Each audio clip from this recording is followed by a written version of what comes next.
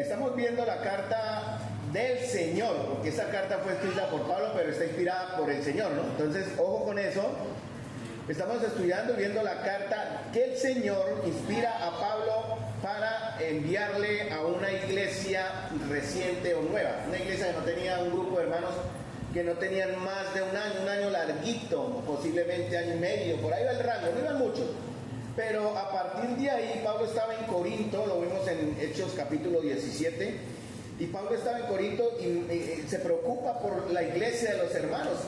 Y manda a Timoteo a averiguar qué pasó. Timoteo ahí cuando vuelve le trae buenas noticias. ¿Y cuáles eran esas buenas noticias? Bueno, vamos a 1 Tesalonicenses, porque Pablo le escribe esta carta a esta iglesia joven, a este grupo de hermanos jóvenes, no más de un año y medio, pero que ya estaban dando un resultado, un fruto maravilloso y grande. La clave de todo, mis amados hermanos, en el estudio de esta carta es en el capítulo 1, versículo 1, la segunda parte del verso. Pablo, Silvano y Timoteo a la iglesia de los tesalonicenses en Dios Padre y en el Señor Jesucristo. Ahí es donde quedamos, porque es muy importante entender, hermanos, por qué el Espíritu inspiró a Pablo a escribir a la iglesia de los tesalonicenses en Dios Padre. No con Dios Padre, no por el Padre, sino en Dios. Cuando leemos en nuestra gramática española la palabra o la preposición en, siempre nos lleva a pensar en seguridad. Pensemos bien eso. Entonces, la idea de hablar de tesalonicenses, hermanos, es que imitemos a estos hermanos. Llevamos aquí 30, 40 años. Bueno, igual el Señor ha manejado muchos de los aspectos de nuestra vida, iglesia, pero debemos ser deseosos de más, ¿no? Querer más. Entonces, Pablo, vimos el domingo anterior, ya llevamos 2 domingos con este 3, la primera parte, el saludo de Pablo, Silvano y Timoteo a la iglesia de los tesalonicenses en Dios Padre y en el Señor Jesucristo. Entonces, hace 2 domingos vimos como el decreto soberano de Dios. Cuando yo digo decreto soberano de Dios, fue como Dios en su voluntad. Hoy vamos a hablar algo de la voluntad de Dios, pero les pido estén atentos a lo que voy a decir, porque en esa voluntad de Dios y ese decreto soberano de Dios, recuerden que Pablo quiso enseñar en Bitinia, no lo dejó enseñar en la zona del Asia, el Espíritu dijo, no, tiene que ir a Tesalónica, y le da una visión del varón macedonio. Porque el Señor quiso mandar a Pablo primero a Tesalónica y no a iglesias de Asia, que más adelante oyeron la palabra. Bueno, el Señor tenía un propósito, que es el que quiere mostrarnos ahora. Él quiere enseñarnos su propósito. ¿Para qué? La palabra de Dios está para enseñarnos, para imitar, ¿no? Para que imitemos lo grandioso y permitamos la obra de Dios en medio de nosotros. Entonces vimos ya el decreto soberano de Dios al establecer esa iglesia en Tesalónica. Y recordamos algo de la historia de nuestra asamblea también aquí en Santa María, y cómo ambas iglesias ahora, hermanos, cuando vamos a hablar de manera general, ¿no? General. Entonces voy a hablar a la totalidad de la iglesia. Pero recuerden que la iglesia se compone individualmente de personas, ¿no? Que deben cumplir ciertas características para ser verdaderamente parte de la iglesia que está en Dios Padre, ¿no? Hay unas condiciones, ¿no? Por ahí escuchamos la mala noticia de esta primera dama que se coló en una fiesta allá donde estaba, nadie le invitó y se coló en una fiesta de parranda y ella no sabía qué estaba haciendo ahí, se coló sin invitación, no la sacaron porque obviamente representaba la dignidad de un país que está por el suelo gracias al mal gobierno que tenemos. Pero en el caso nuestro, hermano, la iglesia se está llamada a cuidar y como a filtrar quiénes son sus miembros, a entender quiénes verdaderamente conforman la iglesia de Dios. Entonces, posicionalmente ahora estamos en Dios Padre y en el Señor Jesucristo. Voy a repetir algunas palabras a través de la disertación. ¿Y cómo sabemos? Bueno, en Hechos capítulo 17 se habla de que Pablo llegó y enseñó la palabra de Dios. Bueno, hay 4 razones que ya las vimos, estoy haciendo un corto resumen. Porque ellos recibieron la palabra correcta, porque ellos recibieron el espíritu correcto, lo veremos hoy, porque ellos están ahora en la posición de Dios correcta, y la más importante, digo, no menos que las otras, pero que para mí impacta mucho, es porque Dios fue quien los convocó y Él está aquí. Por eso ellos ahora están en Dios Padre y en el Señor Jesucristo. Ahora, ¿cómo sabemos? Porque hay una evidencia, estas son las evidencias del llamado de Dios, ¿no? La palabra, el espíritu, ¿verdad? La posición, entender qué somos. Ellos actuaron como actuaron, que vamos a ver hoy, porque ellos entendieron como iglesia esta nueva posición en Cristo, que ahora ellos estaban en Dios Padre y en el Señor Jesucristo. Eso es muy interesante. Una pequeña palabra puede cambiar la vida de una persona. Y esa pequeña palabra cambió la vida de esta iglesia, de este grupo de hermanos. Tanto que al año ya enviaban misioneros, al año ya ofrendaban a otras iglesias, al año su fe era conocida por muchas de las, en la zona de Asia y bueno, en todos los sectores donde el evangelio se extendía, ya sabían que existía una iglesia de los tesalonicenses que estaba mostrando algo diferente, algo distinto. Entonces, no solamente el Señor nos ha convocado acá, espero que estemos realmente conscientes de que estamos atendiendo la invitación de Dios. Ahora, también hay una evidencia de que Dios está orando en nosotros. Vamos a 1 Tesalonicenses capítulo 1, versículo 2. La primera, bueno, primero que todo, ellos tuvieron que discernir dos cosas, ya lo vimos los domingos anteriores. Una conversión milagrosa y genuina por la obra de Dios el Padre y el Señor Jesucristo. Hay dos criterios para evaluar si Dios está orando. Primero, que había una conversión. Eran personas, eran hermanos que se veía que en verdad habían sido convertidos. Eso nos llama la atención, ¿no? ¿Qué tal quisiéramos un análisis humano con una especie de rango psicológico, no sé cómo llamarlo, donde pudiéramos analizar, obviamente eso nunca se hará, cómo está usted en su fe? Bueno, el Señor hoy le va a hablar y le va a decir a usted cómo está en la fe, si verdaderamente ustedes hoy, algunos de ustedes o todos, han sufrido o han pasado por una maravillosa, milagrosa conversión. Miren lo que dice en el verso 5. Verso 5. Pues, verso 5. Pues nuestro evangelio no llegó a vosotros en palabras, sino también en poder. ¿Qué más? En el Espíritu, posición en el Espíritu Santo, ¿verdad? Y también en plena certidumbre, convicción, seguridad. Hermanos, eso es lo que debemos reafirmar en nuestra vida como iglesia e individualmente como miembros de esta congregación, la seguridad que ahora tenemos en Cristo. ¿Qué evidencias mostraba esta iglesia y que debemos mostrar nosotros? Bueno, que son personas genuinamente convertidas. Bueno, ¿y cómo se sabía? Bueno, ellos mostraron algo, ¿cierto? Porque el Espíritu Santo vino con poder y convicción, hubo una transformación milagrosa, tanto que en el verso 9 dice, cuando otros vieron la fe de los de Tesalónica, dijeron, miren, allá ellos se convirtieron, verso 9, al Dios, se convirtieron de los ídolos a Dios, pero por una razón, hermano. Mire lo que muestra si verdaderamente nos convertimos de los ídolos a Dios. Dice, para servir al Dios vivo y verdadero. Y también dos características, ¿no? Una conversión milagrosa, un cambio de vida total, nuevo nacimiento, pero tiene que tener un resultado. Ayer hablamos con caballeros en ese aspecto estamos enseñados a ser consumidores del Evangelio. Eso es un gran pecado de parte del que viene a recibir solo el Evangelio.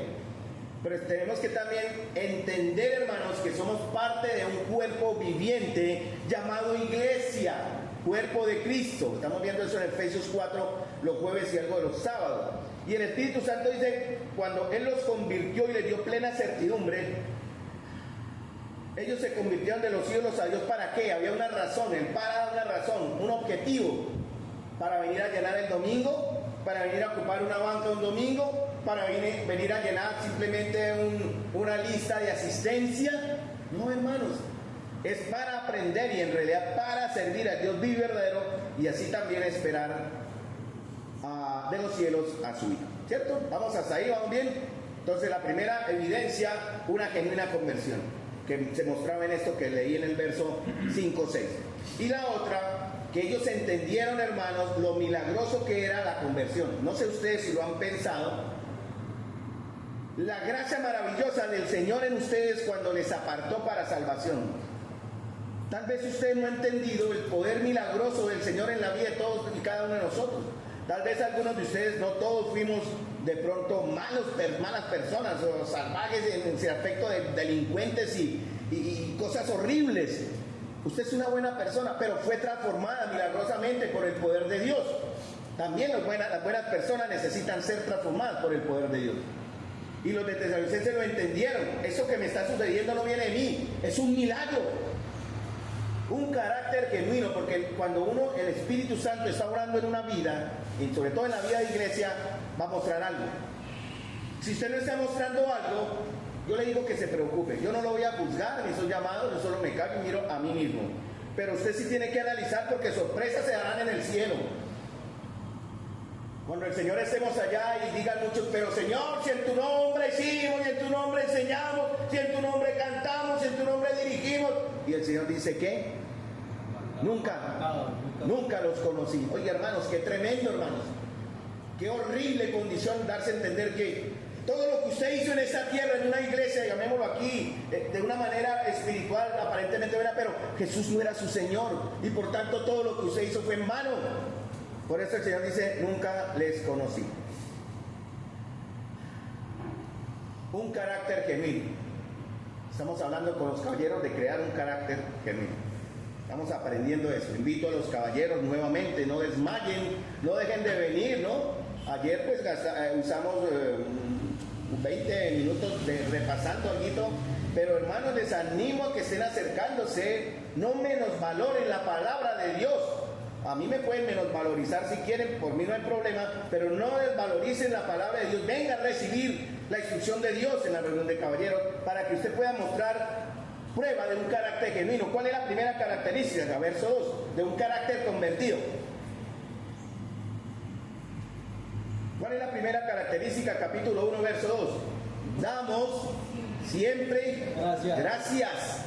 ¿Cómo es su gratitud, hermano? ¿Cómo es su gratitud? Y aquí recuerden, no estamos hablando de manera individual, pero se podría aplicar en algún momento. Vamos a hablar de manera colectiva. Una prueba de que el Espíritu Santo está formando carácter en nosotros, el carácter correcto es esto, una acción o un carácter de gratitud. ¿Cuántas veces oró usted por la iglesia, en verdad? De verdad, ¿cuántas veces ha orado por la iglesia en su totalidad? Es increíble que muchos de los que critican a la iglesia, y eso ha sido triste, yo me he dado cuenta de eso, de muchos que los que critican a la iglesia en su totalidad por muchas cosas, hay muchas razones para murmurar de nosotros como iglesia, realmente no entiendes que ellos pertenecen a la iglesia. Tal vez alguno de ustedes lo ha hecho en algún momento y que Dios perdone y usted sea restaurado en esa actitud del corazón que no era correcta. Eso está en Santiago capítulo 4 y capítulo 5. No murmuréis, no se quejen, porque en realidad usted no lo hace contra el hombre, no lo hace contra Dios. Pero ¿cuántas veces usted ha orado dando gracias por su iglesia? Porque estamos acá, hermanos, por la obra milagrosa de Dios. No estamos acá por casualidad, porque el misionero dijo, allá nos vendieron un lote, ahí tengo una plata, construyan una iglesia y reúnanse. No, hermanos. Estamos acá porque Dios manejó todas esas circunstancias. ¿Qué pasaría si esta iglesia se hubiese inaugurado en ese momento? Bueno, se han hecho arreglos locativos bonitos. Pero cuando empezó Santa María no era fea, bien bonita era, pero ¿de qué serviría un local vacío? De nada, ¿cierto? Entonces el Señor sumó, Él llamó personas para que formasen una asamblea local. Esas personas somos nosotros. Muy bien. Entonces, la acción de gracias. Primera de Tesalonicenses 5:8. Lo voy a leer, si usted tiene rapidez, mientras no se me distraiga, lea, pero atienden a mí. Dios produce en nosotros, hermanos, el querer como el hacer, pero no obrará el milagro de formar en nosotros su carácter santo y benigno hasta que no actuemos nosotros. Obediencia. Él forma el querer, da el deseo, pero en nosotros corresponde la acción, ¿verdad? La acción, la acción de Dios, la reacción nuestra. La acción de Dios es generar en nosotros el querer como el hacer, pero la reacción es levantarme y hacerlo para la gloria de Dios, siempre pensando en la gloria de Dios. Y dice 1 Tesalonicenses 5:8, pero nosotros que somos del día seamos sobrios, habiéndonos vestido con la coraza de fe y de amor y con la esperanza de salvación como hierro. Estos son los tres pilares de un carácter genuino, hermano, ¿cierto? La fe, el amor y la esperanza. En Romanos capítulo 13, versículo 13 dice, pero permanecen la fe y el amor, pero el más importante es el amor, dice así en 1 Corintios. Entonces, ellos daban gracias por algo. ¿Por qué daban gracias Pablo? Y Pablo, mire lo interesante que Pablo dice, no ceso, damos siempre gracias ¿por quién? Por todos, o sea que nadie se le escapaba, hermanos. A veces nos da pereza orar por ese hermano, por esta hermana. No tienen arreglo, Señor, ¿para qué oro si no? No hay que seguir insistiendo, hermanos. Todos nosotros somos parte de un cuerpo viviente hermoso, precioso para Dios, porque ahora estamos en Dios Padre y el Señor Jesucristo. Y Pablo dice también, acordándonos, ¿qué más? Sin cesar. O sea, lo hacía cada semana, cada día, constantemente, hermanos, constantemente. Pablo oraba por la iglesia en Tesalónica. Miren las características de las que Pablo habla de por qué él oraba. Verso 3. Acordándonos sin cesar delante de Dios de tres cosas. Con mi esposa hemos estado hablando de estas tres cosas, dándonos ánimo en estas tres cosas. Porque no es fácil tratar con personas, no es fácil tratar con madurez o inmadurez. Estamos viendo eso en los caballeros, ¿no? Romanos capítulo 14 y Romanos capítulo 15, ¿no? Recibid al débil en la fe. Hay personas débiles en la fe aquí entre nosotros, como también hay personas fuertes en la fe.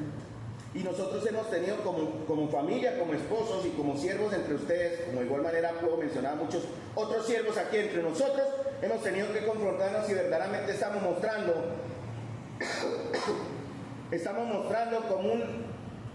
como un resultado de la obra del Espíritu Santo en nosotros esas tres características.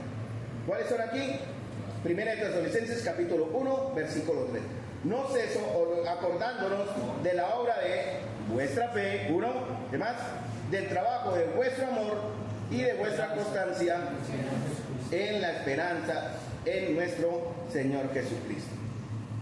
Santiago habló de esto. La primera carta, la carta que llegó a las iglesias fue la de Santiago. Años después llegaron las demás cartas. Santiago escribió la carta en los años 40, más o menos. 10 años más adelante Pablo, porque dicen que esa fue la primera iglesia que Pablo inició, una de las iglesias, de las primeritas cartas que él entregó, perdón. Y Pablo escribe esta verdad que ya Santiago había declarado, ¿no? La fe sin obras es muerta. Entonces, ¿hacemos obras para qué? ¿Para salvación? No. Mostramos obras por cuanto somos salvos, ¿no? Eso se llama la obra de nuestra fe. Y también dice, del trabajo de vuestro amor. ¿Cierto? Amor los unos por los otros, que debe ser trabajado pacientemente. La palabra trabajo, que está aquí en Tesalonicenses, significa esfuerzo extremo. Para mí es un gusto estar con ustedes, hermano. Pude haber sacado la excusa, estoy muy molido, ayer pasé una noche terrible, pero aquí estoy, hermano, porque espero por la gracia de Dios ser usado en alguito, hermanos, para que la iglesia del Señor sea transformada para la gloria del Padre. Ya tendré tiempo de descansar. Entonces, cada vez que pueda, eso es lo que significa trabajo de vuestro amor, un esfuerzo intenso que implica sacrificio y dolor.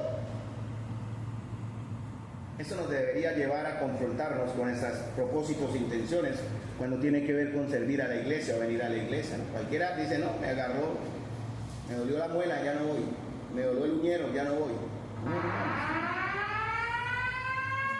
Muy bien, y también algo que caracteriza a la iglesia, porque cada capítulo de Tesalonicenses Pablo le recuerda esto. ¿Qué le recuerda? Que lo que marca la vida de la iglesia, lo que nos va a llevar, nos llevó a actuar así. Ellos tenían que una constancia en la esperanza, firme y constante esperanza que nos lleva a estar atentos y vigilantes, ¿no? A causa de la esperanza.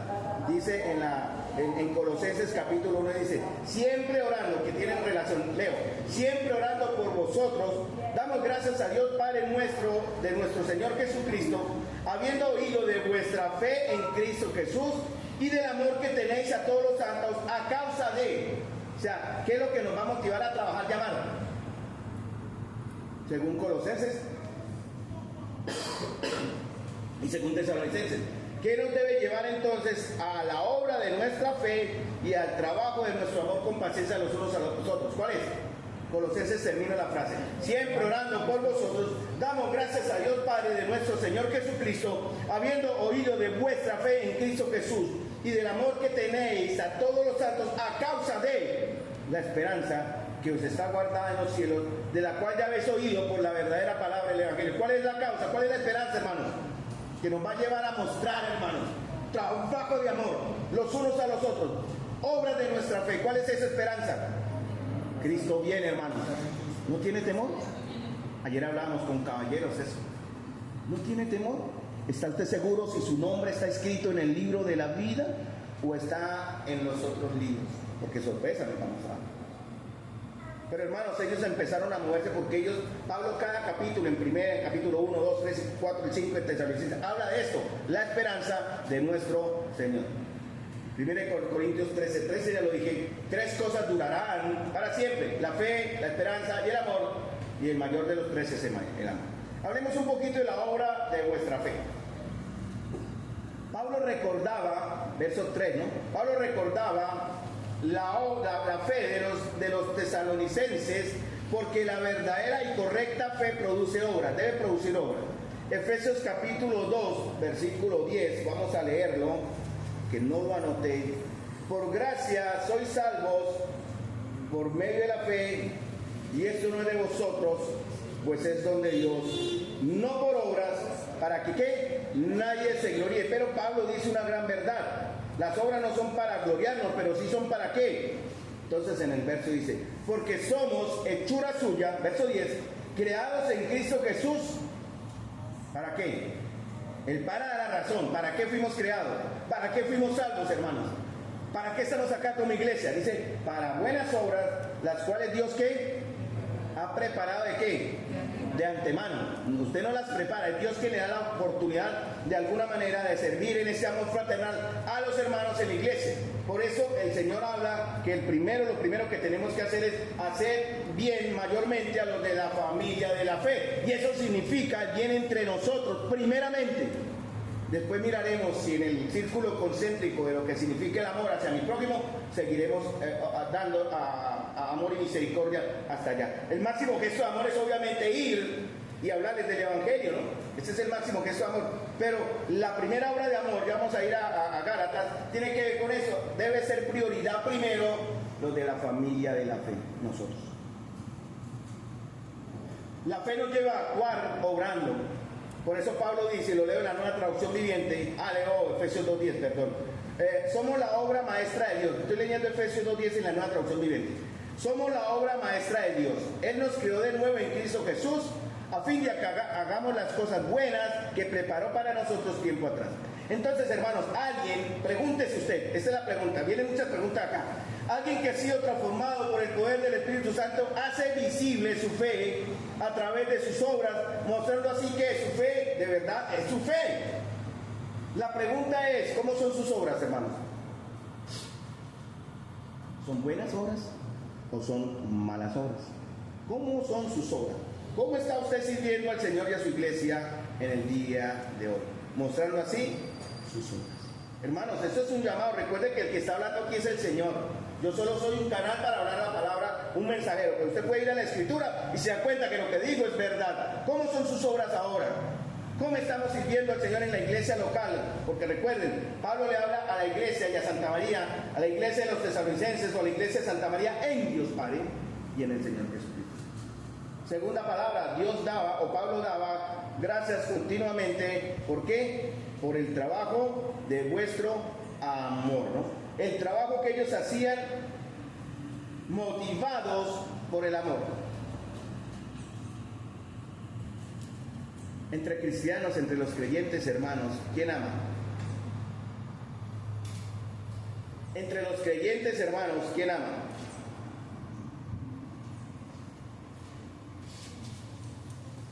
¿Saben una cosa, hermanos? Nadie. Porque usted tiene que permitir primero la obra del Espíritu en su corazón. Recuerden el fruto del Espíritu, o sea, viene el fruto de Dios. Usted no puede amar naturalmente. Es imposible que usted ame porque quiso amar. Humanamente sí, obviamente, por eso el Señor permite el amor entre esposos, el amor fileo, el amor ágapes, el amor estorge, el amor eros. Pero entre el amor que es el amor fileo, que implica el amor entre hermanos, usted no puede amar a su hermano por sí mismo. ¿Cuál es el fruto del Espíritu? Amor. Si usted no es un hombre o una mujer lleno del Espíritu de Dios, no ama. Se la pasa rumiendo, se la pasa criticando, se la pasa mirando rayado, se la pasa hablando cosas. Obviamente son tiempos, son cíclicos. A mí me pasó muchas veces. Yo ya iba aprendiendo que no se debe hacer. Porque cuando lo hago, Santiago dice que yo estoy colocándome como juez por encima de Dios. Y hablamos eso en los caballeros en Romanos capítulo 14. ¿Y tú por qué juzgas a tu hermano? Porque todos compareceremos ante el tribunal de Cristo. Y en 1 Corintios 5:10 Pablo dice una palabrita más. ¿Y tú por qué juzgas a tu hermano? Porque todos compareceremos ante el tribunal de Cristo para que demos cuenta de lo que hicimos mientras estábamos en el cuerpo, sea bueno o sea malo. Por eso pregunté, ¿cómo son sus obras hoy? Porque si sus obras son malas, usted dará cuenta a Dios. Si en verdad está escrito en el libro de la vida, dará cuenta a Dios de sus obras malas. Y ojalá lo tengamos hoy. La palabra trabajo que está aquí en 1 Tesalonicenses en griego es kopos, ¿no? La palabra kopos transmite la idea de una labor agotadora, de una labor extenuante. Porque, hermanos, amar a una persona que no es cercana a mí, a excepción de mi esposa, que es la cercana a mí, es difícil, hermanos. Es difícil, solo el poder de Dios nos permite amarnos de verdad. Y será difícil si significa soportarnos con paciencia y recibir al débil en la fe, como dicen por ahí en Romanos 14, para no contender sobre opiniones, como dicen Romanos también 15, para no agradarnos a nosotros mismos, hermanos, es difícil. Yo le pido al Señor y oro, Señor, que los hermanos sean fáciles de amar. ¿Será que el Señor me contesta? Yo creo que el Señor pone en ustedes el querer como el hacer, pero ustedes deciden no. El Señor le está diciendo, vea, sea suave con el hermano, solo busca su bien. Tranquila, no se estrese, sea hombre o mujer, no, ese hermano, esa hermana le está haciendo algo por amor a usted. Y Dios pone el deseo, el querer como el hacer de agachar la cabeza, considerar a su hermana como hermano, como superior y aceptar su buen consejo. Pero hay personas en la iglesia a los cuales uno se acerca y apenas ve uno, yo lo he sentido. Uno se va acercando y hace... Uno siente suave.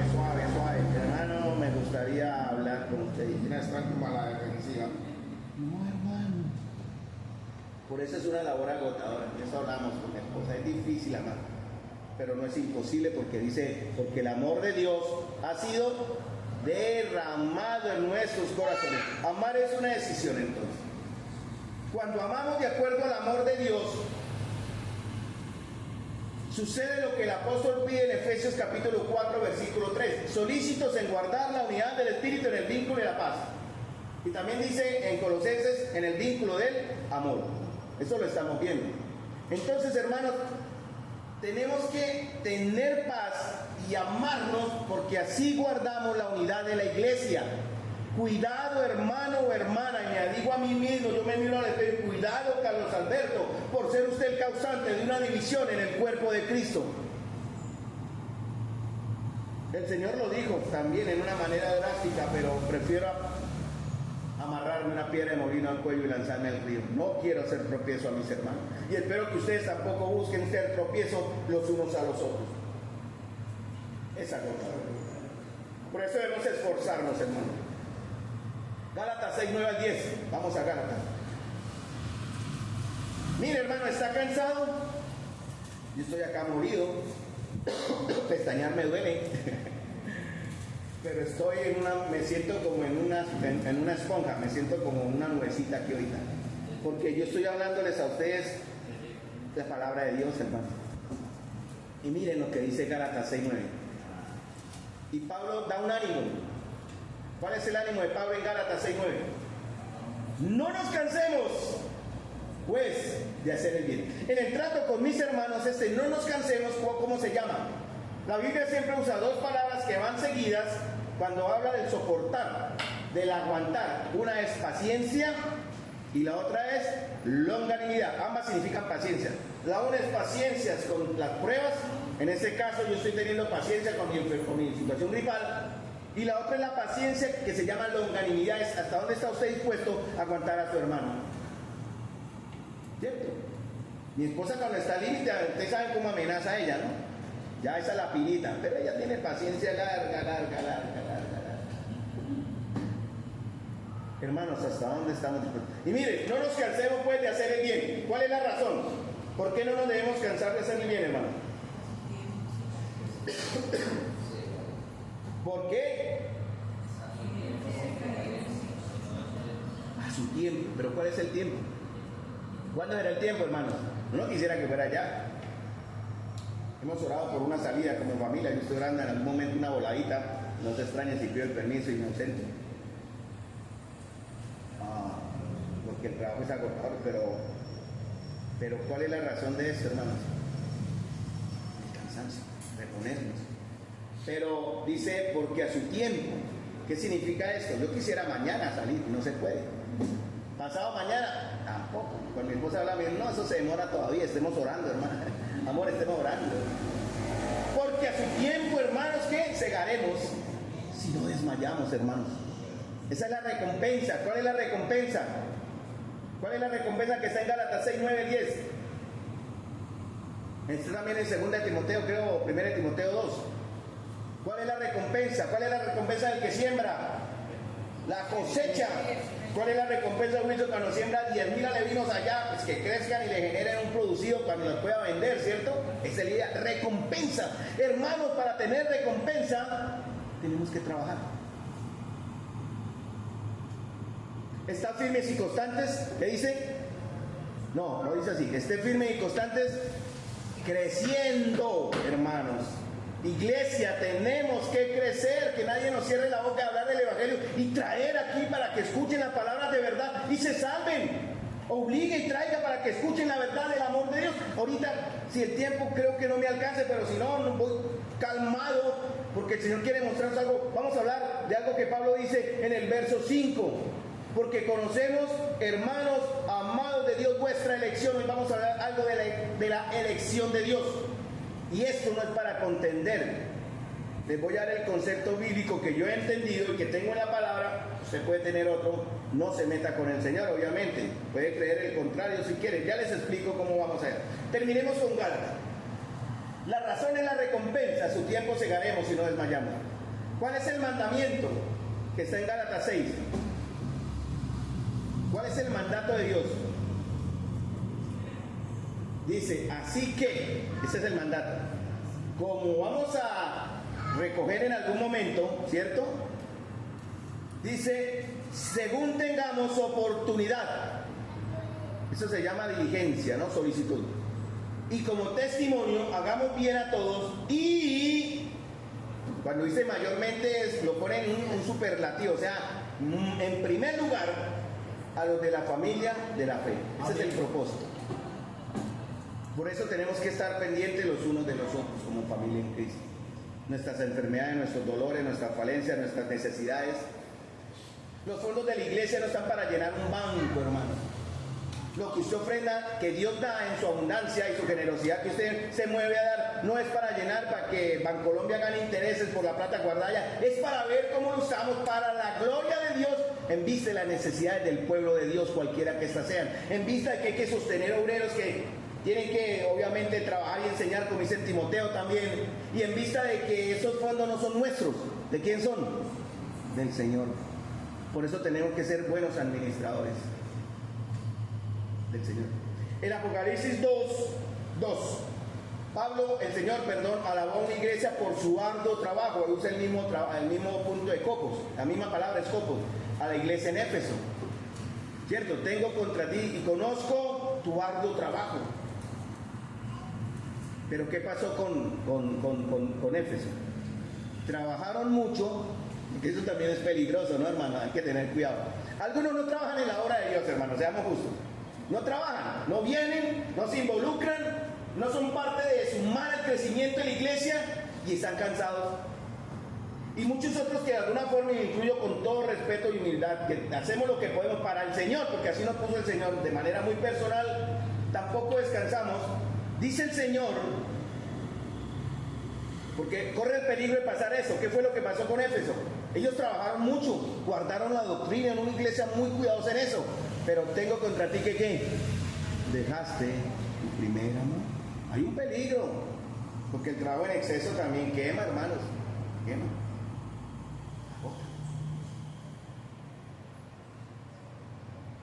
Hechos 20:35. Miren lo que dice Pablo a los ancianos. Creo que es a los ancianos, sí. Hechos 20. Voy a confirmar porque no la anoté, pero no quiero dar el contexto incorrecto. Hechos 20. 35. Ah, sí, en Mileto, discurso de despedida.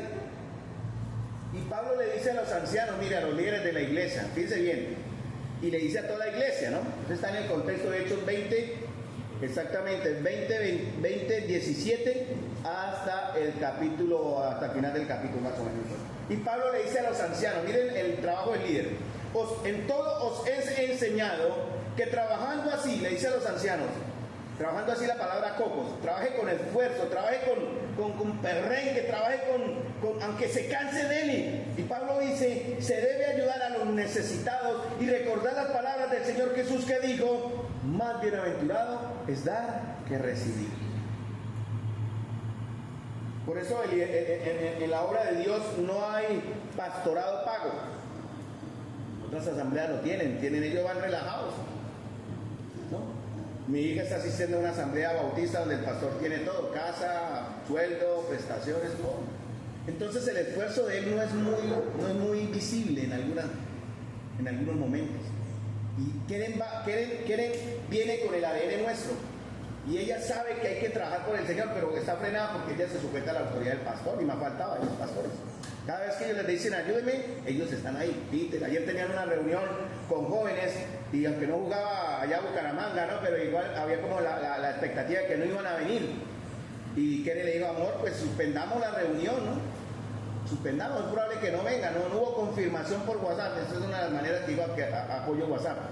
Pero Peter muy correctamente, me gustó esa perspectiva, no, amor, nosotros citamos una reunión para el Señor, venga uno, venga dos o no venga nadie, la vamos a hacer.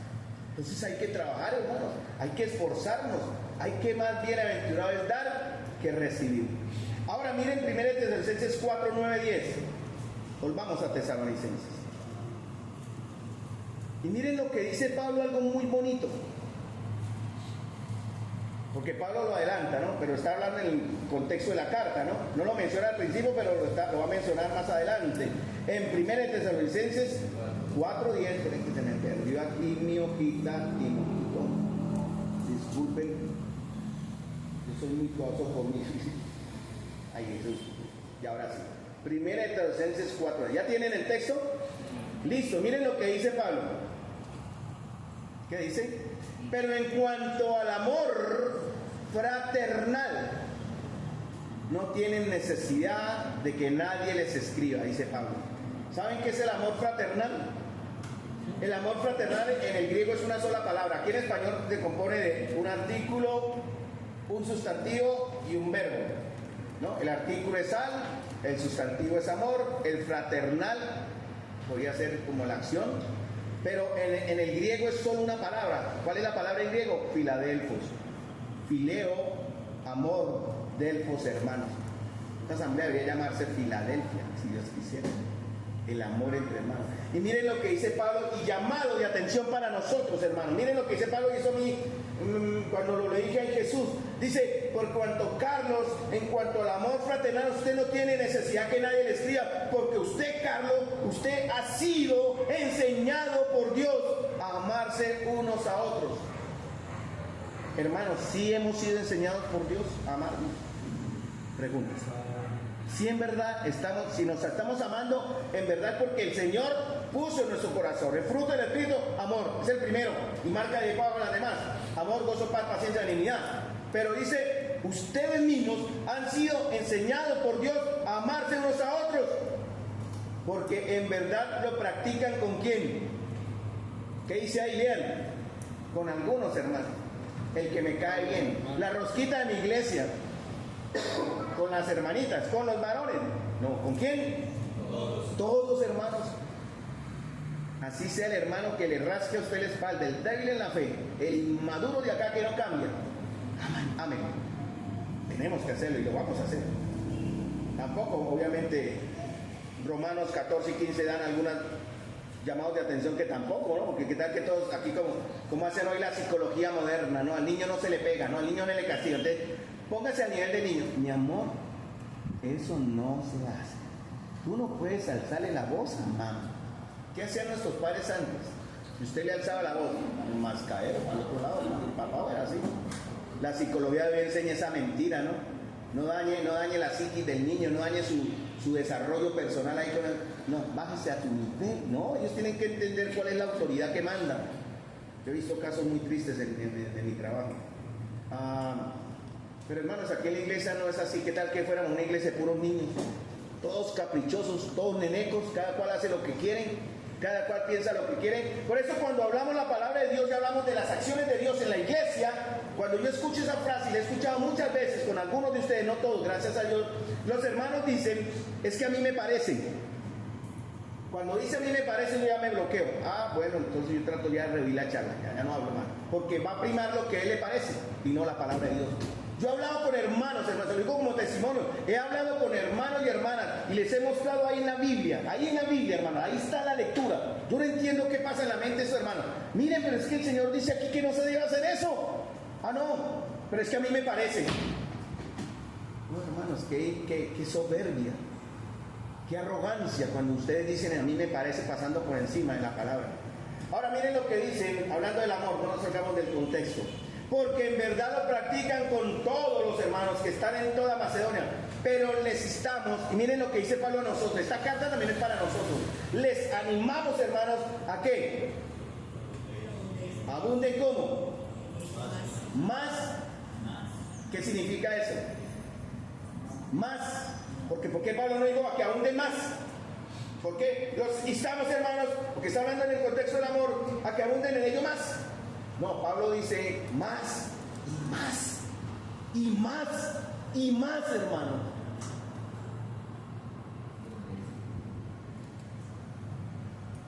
Por eso en Tesalonicenses se llama amor fraternal, amor entre hermanos. ¿Quién enseña eso? Según Tesalonicenses que acabamos de ver acá. ¿Quién lo enseña en 1 Tesalonicenses? ¿Quién lo enseña? Dios enseña por su espíritu a amarnos. Dios nos motiva a practicarlos con los hermanos, en segunda parte del verso 10. Y tercero, Dios nos exhorta a abundar más y más y más y más y más y más en ese amor fraternal. Eso solo viene de Dios. Podemos usar la carne, hermanos, y carnalmente amarnos, pero ese amor no va a durar. No va a durar, y no es el amor real. Es un amor fingido, es un amor merengue, llamo yo. Es un amor quebradizo. Y tenemos que aprender a amarnos buscando la honra del Padre en Dios, buscando la honra del Hijo en Dios Padre. ¿Cuál es la medida de ese amor, hermano? ¿Cuál es la medida? ¿Por qué Él dice amar? Y miren lo que dice 1 Juan 4:10. En eso consiste el amor.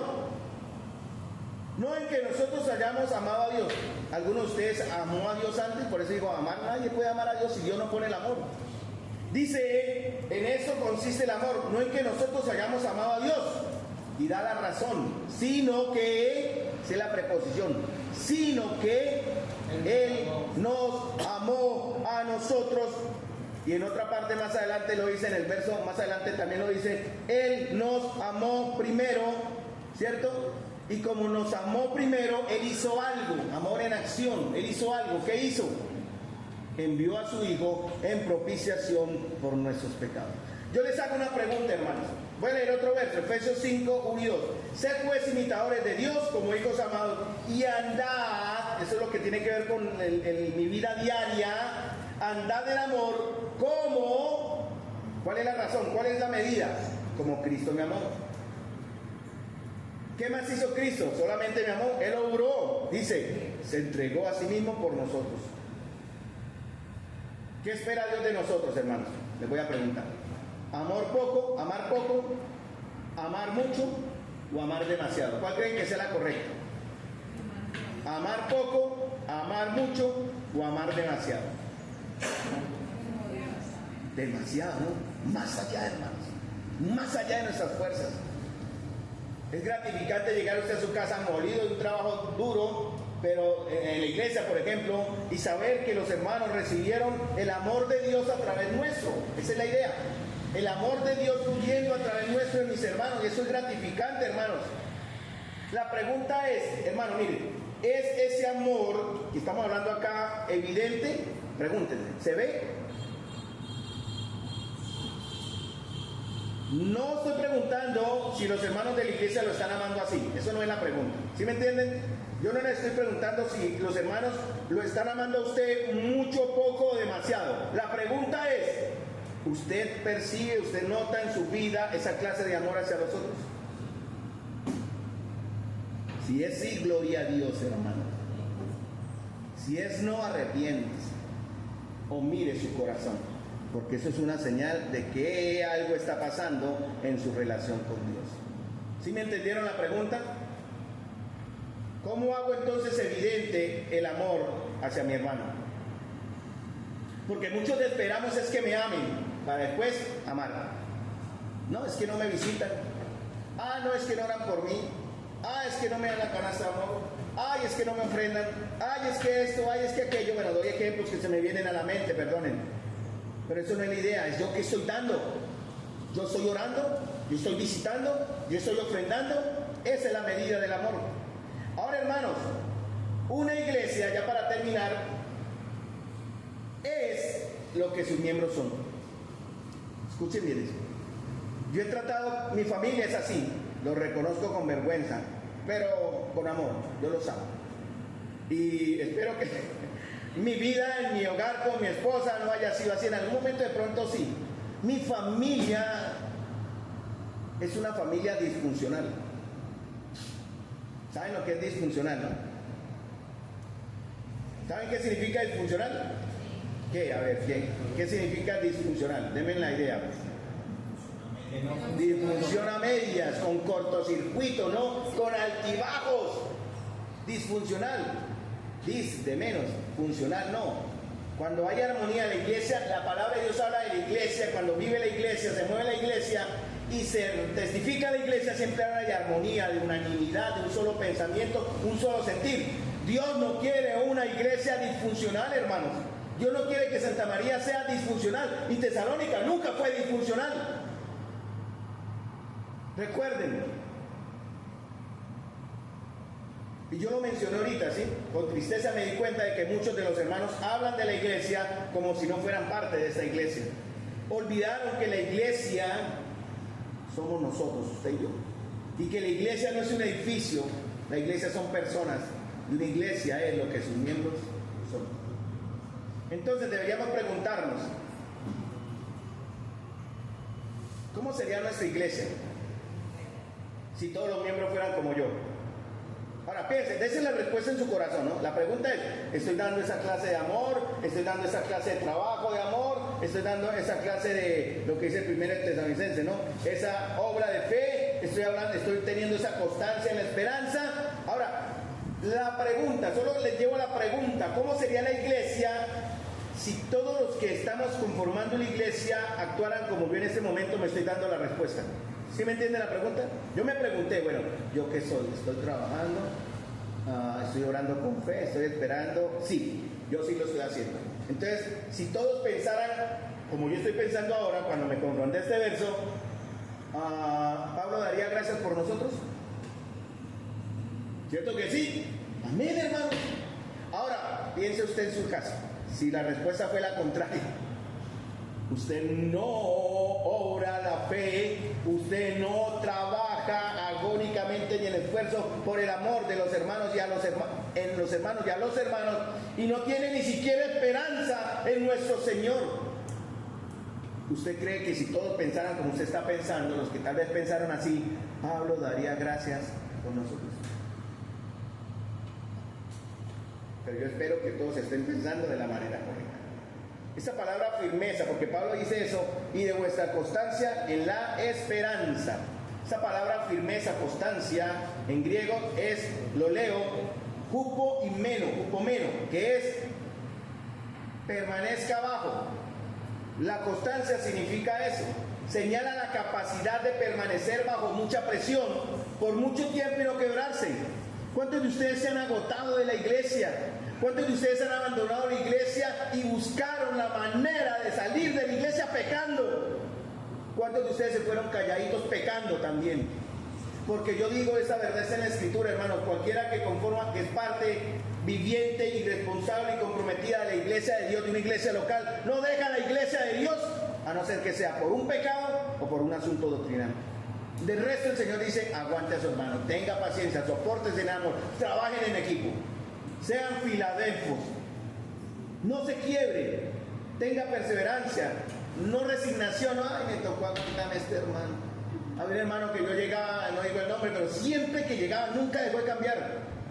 Siempre que yo hablaba con él, hola Carlitos, ¿qué hubo, hermano tal? ¿Cómo va? Y me soltaba la historia de su vida y su negativismo, un negativismo muy, muy contaminante. Nada positivo, nada bueno, quejadera. ¿Y yo qué hacía? Bueno, hermano, sí, yo lo escuchaba con respeto, pero ya voy, hermano, qué pena, me da cualquier razón para salirme de ese ambiente tóxico. Hermanos, no debemos ser así.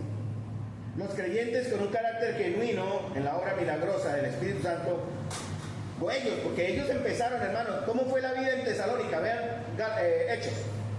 De inmediato recibieron persecución, rechazo, y ellos no se rindieron. Ellos estaban bajo presión y oposición a causa de la predicación del Evangelio, pero ellos perseveraron. ¿Por qué? Porque tenían esperanza en la venida del Señor. Esto puede terminar en cualquier momento. No era resignación, no se rindieron en su fe, no habían dejado de amarse, porque ellos miraban hacia el futuro. Miren 1 Tesalonicenses 1:9-10, ya lo mencioné, pero lo vuelvo a leer. Porque ellos mismos cuentan de nosotros la manera en que nos recibisteis y cómo os convertisteis de los ídolos a Dios, para servir al Dios vivo y verdadero. ¿Cierto? Para servir. Esa es la razón por la cual fuimos salvos, hermanos. Para servir al Dios vivo y verdadero. Y también para esperar de los cielos. Por eso es la conversión, hermanos. No es para que usted sea uno que caliente banca y que simplemente en la iglesia sea un matachito ahí que no aporta. No es así la vida de un cristiano. Eso se llama legalismo o tradicionalismo, hermanos. Porque ¿qué es lo que nos debe mover a trabajar como iglesia, expresando el Evangelio, creciendo entre nosotros? Es la esperanza, ¿en qué? En el día aquel en que el Señor vendrá, en gloria vendrá. ¿Usted entiende eso, hermanos? En gloria de Dios y nuestro Jesucristo. Quien no lo anhela, es imposible que permanezca.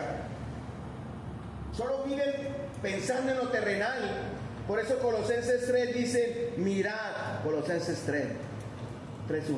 Si pues haber resucitado con Cristo, busquen o miren, obtengan su pensamiento. La otra palabra buscar ahí sirve, las cosas de arriba, donde está Cristo sentado a la diestra de Dios.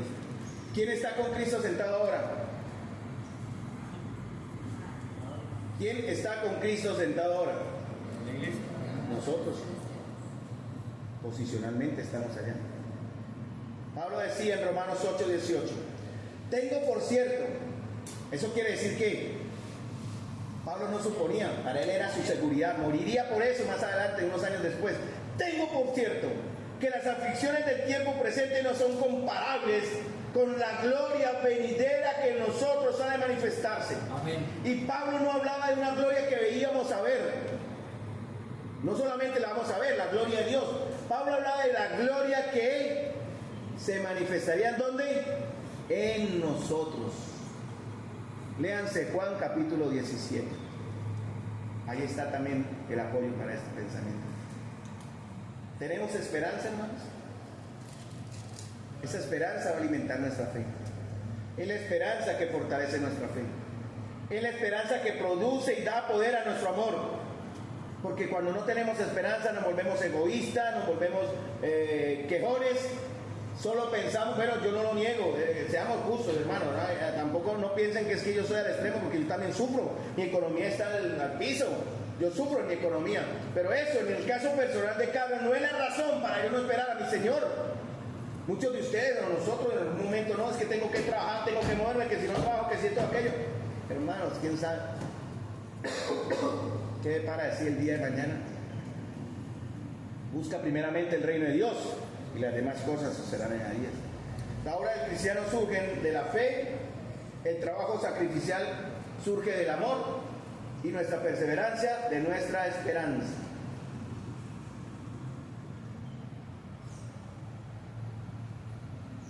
Recuerden, hermanos, una iglesia será lo que sus miembros son, porque va a ser una responsabilidad dependiente. Me explico, ya voy a terminar, 2 minuticos, estoy mirando el reloj, pero tengo unos minutitos.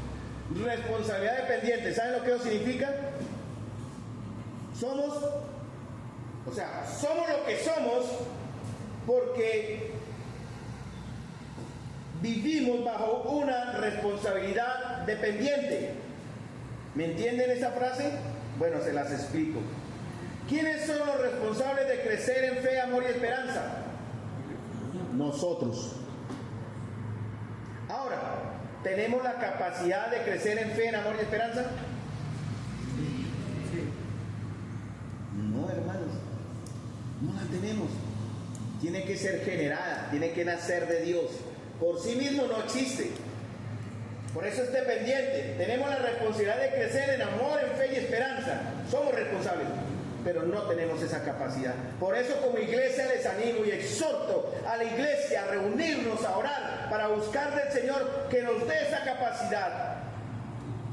Depender del Señor constantemente para que Él obre en nosotros por su Espíritu, que pueda ayudarnos a crecer en fe, amor y esperanza, que nos dé ese sentir, para en base a eso vivirlo, hermanos.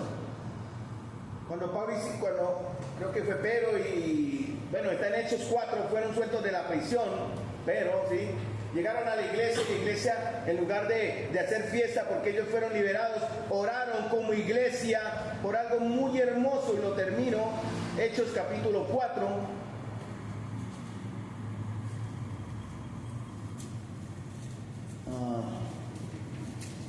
Amén. Listo. Y puestos en libertad, Hechos capítulo 4, versículo 23. Y puestos en libertad, vinieron a los suyos y contaron todo lo que los principales sacerdotes y los ancianos les habían dicho.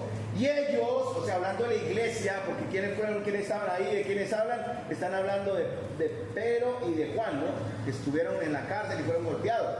Y ellos van a la iglesia y cuentan qué cosas maravillosas hizo el Señor. Y la iglesia, en lugar de hacer fiesta, miren lo que hizo. Y ellos, habiendo oído, alzaron ¿qué? Unánimes la voz. Nadie los guió. ¿Y qué pidieron? ¿Qué dieron? Bueno, obviamente más adelante en la oración dieron gracias, pero dijeron: soberano Señor, tú eres el Dios que hiciste el cielo y la tierra y el mar y todo lo que en ellos haya. Ay, que por boca de David tu siervo dijiste: ¿por qué se amotinan la gente y los pueblos piensan cosas vanas?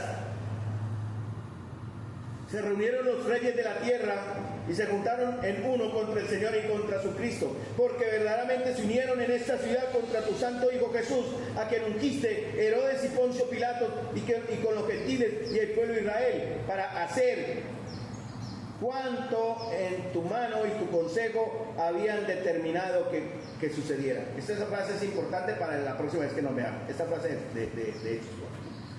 Para hacer cuanto tu mano y tu consejo habían antes determinado que sucedieran. Guarden esa frase.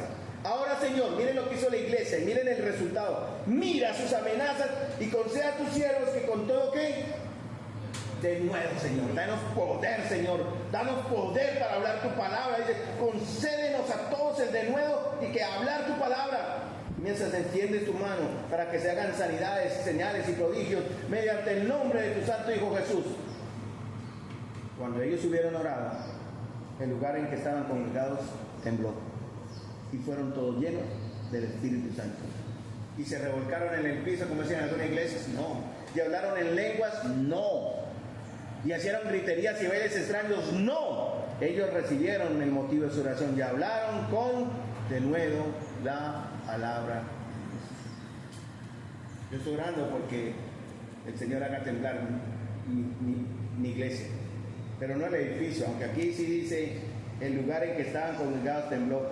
Lo creo que fue literal en ese aspecto, ¿no? Pero lloro porque el Señor haga temblar sus vidas y la mía, para que en verdad sintamos la necesidad que tenemos que pedirle al Señor, porque somos de responsables de crecer en fe, amor y esperanza, pero no tenemos la capacidad, hermanos. No podemos crecer en esta virtud por nuestras propias fuerzas.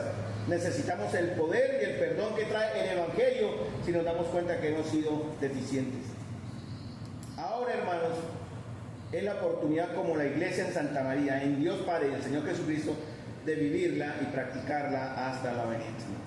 La próxima vez que nos veamos, si Dios lo permite, vamos a seguir con el verso 2 y 3. Perdón, verso 3, 4 y 5. Verso 4 y 5. Porque Pablo comienza con esta gran razón. Pero les dije, guarden las palabras de Hechos en su corazón. Conocemos, hermanos, amados de Dios, vuestra elección. Vamos a hablar de eso la próxima vez que nos veamos. Amados de Dios, vuestra elección. Vamos a hablar del tema delicado, pero bíblico. Un tema sensible para algunos, pero real. Vamos a hablar del amor de Dios y de la elección de Dios en nuestra salvación. Padre Celestial, amado Señor, gracias por esta oportunidad, Señor, que me has dado fuerzas aquí adelante de poder presentar tu verdad de manera clara. Sé que sí. Creo en ti, Espíritu Santo, porque tú has prometido, Señor, obrar en el corazón, Señor, redarguyendo de pecado, de justicia y de juicio. Señor, yo te ruego, pido a Jesús que esté orando en el corazón de una manera tan poderosa, hermano, Señor, que mis hermanos no puedan resistir ese fuego interno, ese fuego que viene de ti, Señor, ese poder y ese amor y ese dominio propio que solo vienen del cielo, Señor, para que nuestras vidas demuestren verdaderamente la obra de nuestra fe, el trabajo de nuestro amor y la esperanza en la venida de nuestro Señor Jesús. Te encomiendo mi asamblea, Señor. Te encomiendo este lugar, iglesia, convocados aquí, Señor, por ti. Te damos las gracias por habernos invitado, Señor, por habernos permitido compartir hoy tu verdad y la comunión. Te pido tu bendición en el nombre de nuestro Señor Jesús.